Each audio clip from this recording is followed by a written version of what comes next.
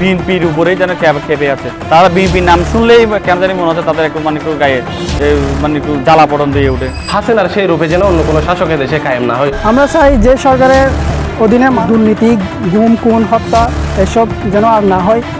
খবর নিয়ে দেখেন অফিস আদালতে যেখানে যাবেন কোনো ধরনের দুর্নীতি কমে নাই। হাসিনা এখানে এমন কোনো প্রতিষ্ঠান বাদ রাখে নাই, এখানে একদম দেশের প্রতিটি স্তর একদম নুয়ে পড়ার মতো অবস্থা ছিল। তো হুট করে 1 বছরের মধ্যে তো এটা পরিবর্তন হয়ে যাবে না।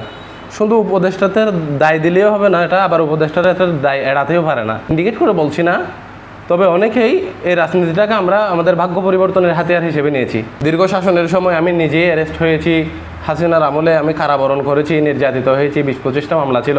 এটাকে পুঁজি করে তো আমি তো আরেকজনের কাছ থেকে চাঁদা দাবি করতে পারি না কিংবা বেনিফিট আদায় করতে পারি না। এবং এটার জন্য যেন বারবার মানুষকে যেন রাজপথে গিয়ে আন্দোলন করে যেন জীবন দিতে না হয়, আর হাসিনার সেই রূপে যেন অন্য কোনো শাসকের দেশে কায়েম না হয়, সেটার জন্য আমাদের সবারই প্রত্যাশা। উনি দেশ চালিয়েছেন ঠিক আছে, কিন্তু সব কিছু ঠিক আছে, কিন্তু আপনি এখনও খবর নিয়ে দেখেন অফিস আদালতে যেখানে যাবেন কোনো ধরনের দুর্নীতি কমে নাই। উনি হচ্ছে গাছের গোড়া, কিন্তু গোড়া ঠিক রাখতে হবে না, আগাও ঠিক রাখতে হবে। দেশ উনি যেমনই চালান না কেন, খারাপ চালান নাই, তবে মোটামুটি ভালোই চালাচ্ছেন। তবে উনি সবচেয়ে ভালো হবে ওনার জন্য, উনি তাড়াতাড়ি কেয়ারটেকার সরকার ছেড়ে দিয়ে একটা নির্বাচিত সরকারের হাতে দেশটা তুলে দেখ। আমরা চাই যে সরকারের অধীনে মানুষ কথা বলতে পারবে, গণমাধ্যমের স্বাধীনতা থাকবে এবং মানুষের রাজনৈতিক অধিকারও ফিরে পাবে। সাথে দুর্নীতি, গুম, খুন, হত্যা এসব যেন আর না হয়, যেন সুস্থ সবলভাবে একটা দেশ চলে, এই প্রত্যাশা আমরা করি। এই ফ্যাসিস্ট হাসিনা বাংলাদেশে তারা যতদিন ক্ষমতা ছিল আমাদের শোষণ করে গিয়েছে।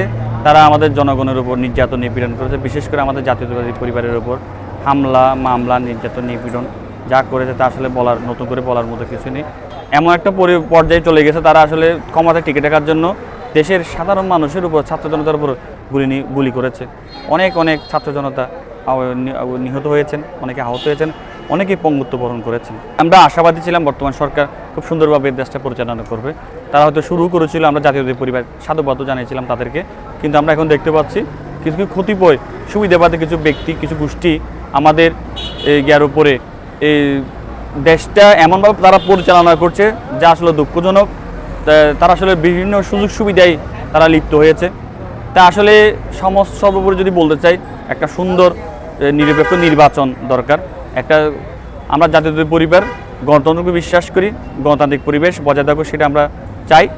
এটি যদি আপনার নির্বাচন হয়, একটা সুন্দর একটা জাতীয় নির্বাচন যদি হয়, তাহলে আমরা মনে করি দেশের যে চলমান সংকট সমস্যা রয়েছে তা হয়তো সমাধান হবে ইনশাল্লাহ। ইউনিট সরকার কিন্তু আসলে বর্তমানে ভালোই চালিয়েছিল তারা প্রথম, কিন্তু বর্তমানে তারা কিছু কারণে, কিছু উপদেষ্টার কারণে, তারা সুবিধাবাদী উপদেষ্টার কারণে তারা প্রশ্নবিদ্ধ হয়ে দাঁড়িয়েছে। কারণ তারা আসলে বিভিন্নভাবে বিভিন্ন জায়গায় আসলে বর্তমান যে একটা নতুন দল হয়েছে, তারা দলকে সাপোর্ট দিয়ে যাচ্ছে, প্রত্যক্ষ পরোক্ষভাবে তারা এই সাপোর্টে দিচ্ছে, যা আসলে উচিত না। তাদের উচিত ছিল নিরপেক্ষ থাকা, এমন প্রশ্নবিদ্ধির ঊর্ধ্বে থাকা উচিত ছিল। তারা এমন কিছু কাজ করেছে যার ডকুমেন্ট আছে, ভিডিও আছে, ফুটেজ আছে, তাদের কার্যক্রম স্ট্যাটাস দেখলেই বোঝা যায় তারা বিএনপির উপরেই যেন খেপে আছে। তারা বিএনপির নাম শুনলেই কেন জানি মনে হচ্ছে তাদের একটু একটু গায়ে একটু জ্বালা পড়ন দিয়ে ওঠে। কারণ এই বাংলাদেশে সবচেয়ে বৃহৎ দল হলো জাতীয়তাবাদী দল বিএনপি। এই দলের নাম শুনলে তাদের জ্বালাপোড়া করবে, বিষয়টা আসলে স্বাভাবিকভাবেই নিয়েছে আমরা জাতীয়তাবাদী পরিবার।